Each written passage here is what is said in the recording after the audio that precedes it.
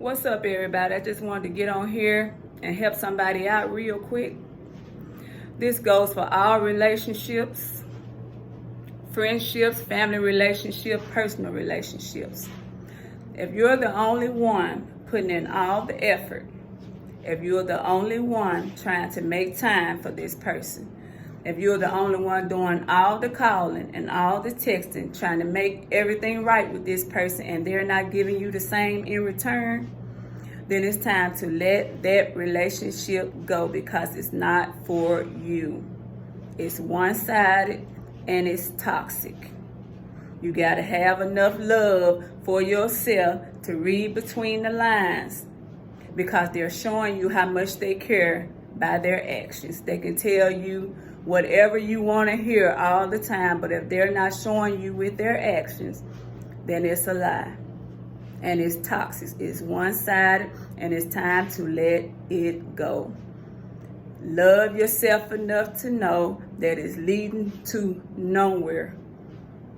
And eventually, if it's not already stressing you out, it's going to start stressing you out, and it's not worth it. Because sometimes we see these flags, we see these red flags, and we still communicate and deal with these people. But you got to have confidence in yourself and love yourself to know that these relationships are not for you.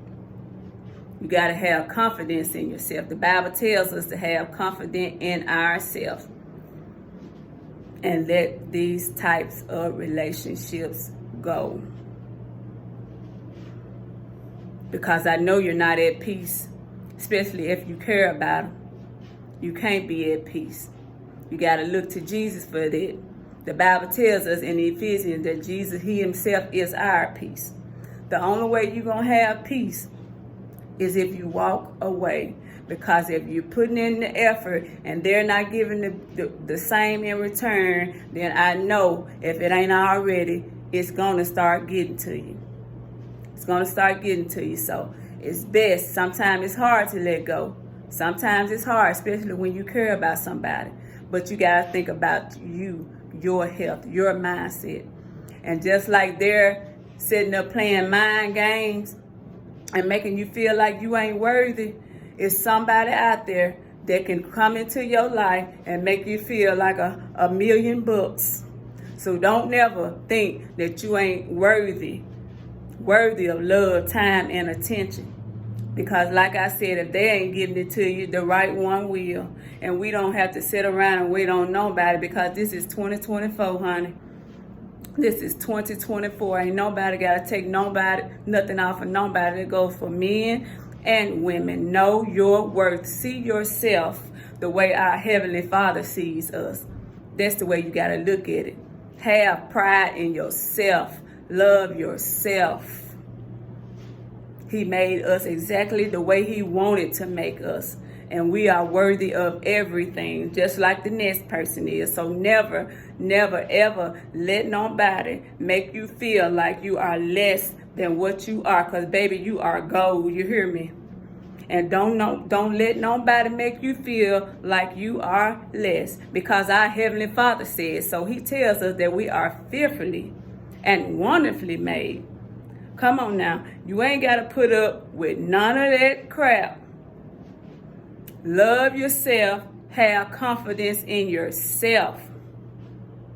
You ain't got to rely on nobody to validate you. God validates you. God validates you. Validation, no, toxic. Let it go. You're going to thank me later for this. Let it go, because it's not worth it. In the end, you'll regret it if you continue to cling on to nothing, because it's just exactly what it is, nothing. Have enough respect for yourself.